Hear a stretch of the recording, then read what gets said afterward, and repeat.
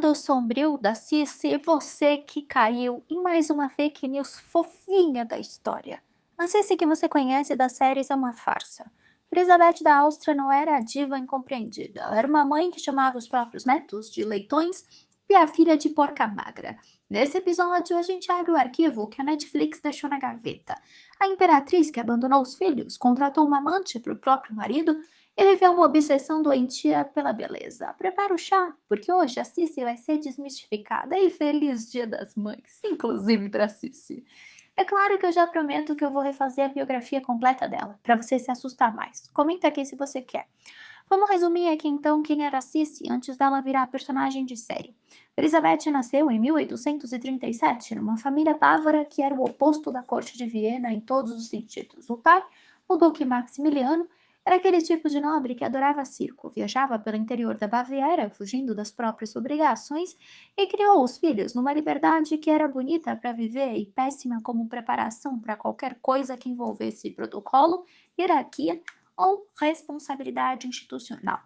A Elizabeth cresceu pulando aulas para andar a cavalo, ou seja, cresceu com zero preparação para o que estava por vir.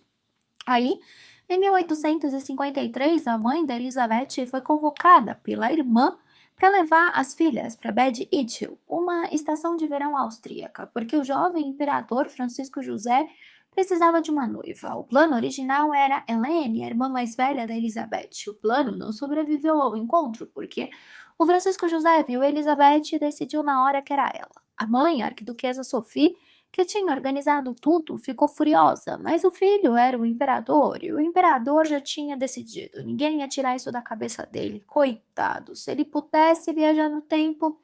A Elizabeth escreveu mais tarde que se arrependeu de ter aceitado o pedido pelo resto da vida.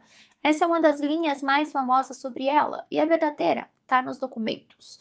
Mas precisa de contexto. Ela tinha 15 anos, o imperador tinha 23. O encontro foi numa tarde, ele escolheu ela como quem escolhe um vestido. Ela não tinha como dizer não a um imperador na frente da própria mãe, sem criar um escândalo que ia arruinar toda a família. Então ela disse sim. E casou em 1854 com 16 anos e saiu da Baviera, onde tinha crescido solta, como o pai, direto para o protocolo Habsburgo mais rígido da Europa, que era chamado de etiqueta espanhola, porque tinha sido herdado da corte espanhola do século XVI e não tinha sido relaxado nem um centímetro desde então. A corte de Viena regulava tudo, o que a imperatriz vestia, o que comia, que horas acordava e quem podia chegar perto. Francisco José amava Elizabeth com aquela devoção intensa e até um pouco sufocante de quem está apaixonado, mas ele era um homem formado pela mesma rigidez habsburga, não era afetuoso no sentido que Elizabeth precisava. Não entendia por que ela chorava e não sabia o que fazer com alguém que não se encaixava nas caixinhas da corte. E a mãe dele, a arquiduquesa Sophie, que comandava o palácio com a competência de quem tinha literalmente colocado o filho no trono, que, detalhe, ela era a única autoridade real em Viena. Todo mundo sabia. O apelido dela era o único homem da Europa. Começou já achando que a Sissi não se encaixava no padrão, que ela era muito rebelde, que não queria nenhuma responsabilidade. Errada ela não estava, né, gente? E para piorar, ela engravidou 10 meses depois do casamento, e o que veio depois é mais complicado do que as séries te contam, e o filme também, que é um absurdo. Tem uma coisa que precisa ser dita antes de continuar, porque a narrativa da sogra malvada que roubou os filhos é tão dominante que se eu não abrir um livro, você vai repetir isso. E por isso que eu tô aqui, né, gente? Para você não precisar ler um livro, porque a Estezinha está aqui. A imagem que a gente tem da Sissi é completamente romantizada, quase como se ela fosse uma princesa de conto de fadas que só sofreu nas mãos de uma corte rígida e de uma sogra controladora. Parece a princesa Isabel que eu tenho que fazer um vídeo desmistificando. Enfim, só que essa versão é muito convincente, bem distante da realidade. A Elizabeth da Áustria nunca quis de verdade ocupar nenhum papel que esperavam dela. Ela odiava a vida na corte, regras, horários, etiquetas e qualquer coisa que limitasse a liberdade dela.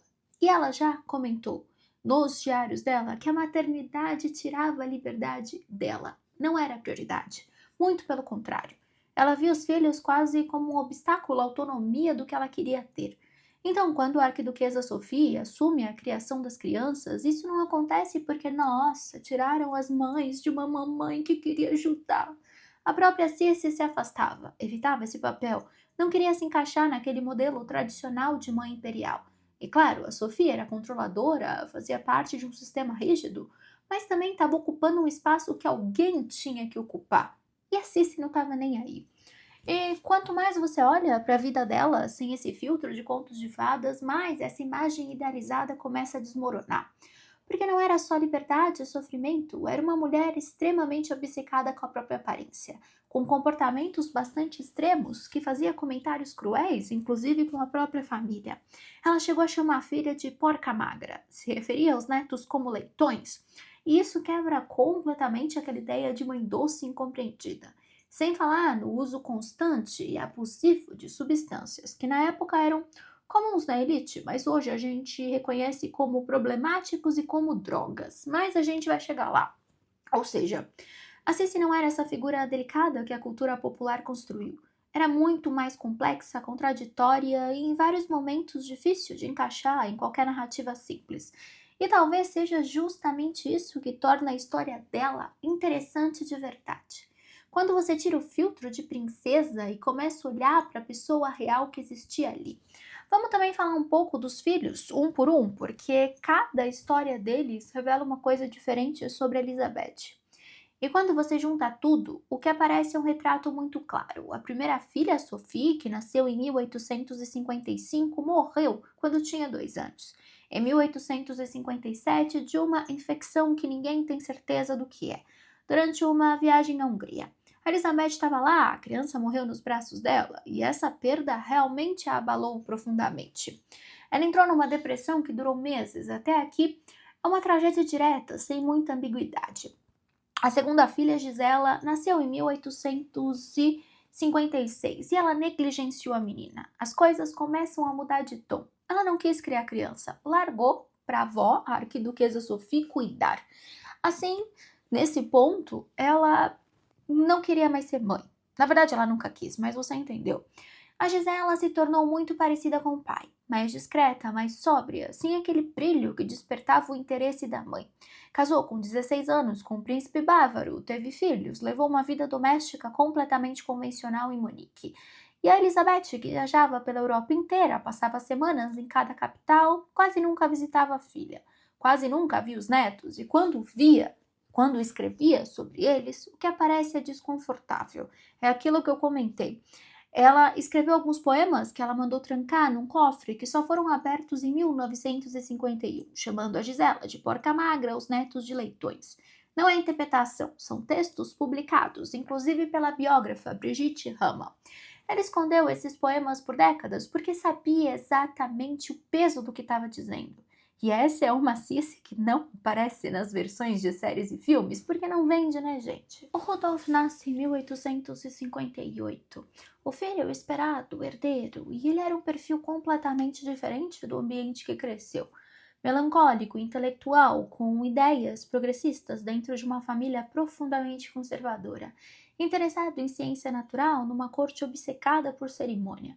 Era um menino que precisava de presença, de diálogo e de vínculo. E a Elizabeth não estava lá. E mesmo quando estava em Viena, era por pouco tempo, emocionalmente distante. As cartas do Rudolf mostram isso de forma muito clara. Ele tentava se aproximar da mãe, mas a Circe estava voltada para outros interesses, especialmente para o próprio Umpico. O corpo, que havia se tornado uma obsessão central na vida dela. O Rudolf cresce sem a presença materna. E em 1889, aos 30 anos, ele vai para o chalé de caça em Merlingue, mata a amante de 16 anos e depois tira a própria vida. Ou foi assassinado. Eu posso comentar sobre essa teoria em outro vídeo. A Elizabeth entra em luto permanente, veste preto pelo resto da vida e nunca mais sai desse estado. O que sim é profundamente triste, mas também levanta uma questão incômoda sobre o tempo em que esse vínculo não existiu. E aí chegamos a Marie Valery, nascida em 1868, 10 anos depois do Rudolf. A única filha que Elizabeth realmente criou, a que ela chamava de meu filho húngaro, porque nasceu na Hungria. o país com o qual Elizabeth tinha uma relação emocional intensa, quase de refúgio, porque literalmente lá tratavam ela como a rainha da Inglaterra. Ela era lambida. Com a Marie Valerie, o comportamento era completamente diferente. A Elizabeth era extremamente protetora, a ponto de ser sufocante, obcecada. A própria Marie Valerie escreve no diário que o amor da mãe era pesado, intenso demais, que ela se sentia como o centro absoluto do mundo da mãe, o que era ao mesmo tempo privilégio e carga. E a própria Elizabeth disse isso de forma explícita, está documentado, que foi só com a Marie Valerie que ela entendeu o que era amar um filho, só com a quarta filha. O que, de forma inevitável, coloca uma sombra sobre a relação com os três primeiros, porque vem dela mesma a admissão de que aquele sentimento não existia antes. E é curioso, porque muitas pessoas que fazem análise psicológica dizem que a Sissy era narcisista, e essa foi a filha de ouro, como eles dizem, que a única filha que presta para o narcisista. Agora, eu preciso te contar sobre Catarina Strati, porque essa história é uma das mais reveladoras de quem Elizabeth realmente era. E é justamente a parte que a série da Netflix suaviza com aquela ideia vaga de ela era generosa com o marido, sem explicar o que isso significava na prática. A Catarina era uma atriz austríaca, popular, talentosa, nascida em 1853. E o mais importante, a Elizabeth orquestrou um encontro dela com o Francisco José. Pois é. A essa altura, a Elizabeth já tinha percebido, ou simplesmente decidido, que não queria mais cumprir o papel que a vida dela exigia. Na verdade, ela nunca quis, né? Mas aí ela estraçalhou, jogou merda no ventilador. Ela não queria estar na corte, não queria participar de compromissos oficiais, não queria aquela rotina de representação constante. Principalmente, ela já não queria o casamento como convivência diária. Isso não significa que não existia afeto. As cartas entre ela e o Francisco José mostram o contrário. São cartas bonitas, carinhosas, que deixam claro que tinha um vínculo real ali. Mas ela não queria estar em Viena vivendo esse casamento. Então, ela resolveu isso do jeito que fazia sentido para ela. Encontra alguém que ocupasse esse lugar. Ou seja, apresenta uma amante menor de idade para o marido. A Elizabeth encorajou, inclusive, ativamente o relacionamento dos dois. Sim, foi ela, então, que articulou os encontros, além do primeiro. Foi ela quem mandou fazer um retrato da Catarina como presente para o marido. Foi ela que, na prática, delegou a essa mulher tudo aquilo que ela própria rejeitava. Os jantares, os eventos, as conversas sociais, a presença constante que o imperador precisava ao lado. Isso não é interpretação moderna, isso já está documentado. O próprio arquivo oficial da família, o Habsburger.net, registra que foi através da mediação da Elizabeth que esse relacionamento começou e que a partir da década de 1880 ele passou a ter um status praticamente oficial. E esse relacionamento durou até a morte do Francisco José em 1916. Quase 30 anos. Agora, se você acha que a Sissy era só uma vítima sensível presa num sistema cruel, é aqui que então essa imagem começou a desmontar de vez. Não foi só fuga emocional, não foi só viagem poética para a Europa. Foi uma fuga constante, física, química e obsessiva. A Elizabeth usava com frequência preparados à base de morfina e cocaína, que no século XIX eram vendidos como tudo. Estimulantes, calmantes, remédios milagrosos para ansiedade, dor, insônia, basicamente tudo. E para ela era parte da rotina, era a forma de manter o corpo funcionando diante de um padrão impossível que ela mesma exigia. E no meio disso tudo tem um detalhe que quebra completamente a imagem da Imperatriz Intocável, a tatuagem. Em 1888, já adulta, já mãe, já vivendo essa fase de fuga constante, ela embarcou no navio e fez uma tatuagem de âncora no ombro. Uma mulher que não conseguia pertencer em lugar nenhum, marcando o próprio corpo com símbolo de estabilidade, fixação e pertencimento. É quase irônico, porque nada na vida dela era ancorada em lugar nenhum. E tudo isso não compõe, então, a imagem de uma princesa incompreendida, compõe a imagem de uma mulher profundamente desconectada da própria realidade, que tinha poder, tinha recursos, tinha escolhas, e ainda assim escolhia sempre escapar. E isso não apaga o sofrimento dela, mas também não transforma esse sofrimento em virtude. Ai, coitadinha. Enfim, a história é mais interessante quando é completa. Não é história de herói e vilão. É história de gente real, complicada, que faz escolhas dentro das condições que tinha e que merece ser contada inteira, sem filtro, sem série de Netflix, sem filmes com coroas de flores, sem o asterisco convenientemente apagado. Eu sou a Steph, e se você quer continuar abrindo o arquivo das mulheres que a história canonizou e das que condenou e todos os vídeos legais e interessantes sem passar pano pra ninguém, segue o canal. Nós temos vídeos todos os dias, às 8 horas da noite. Aproveita e se torna membro, me ajuda a trazer esses conteúdos para vocês todos os dias. Beijo grande e até o próximo Steph Flix.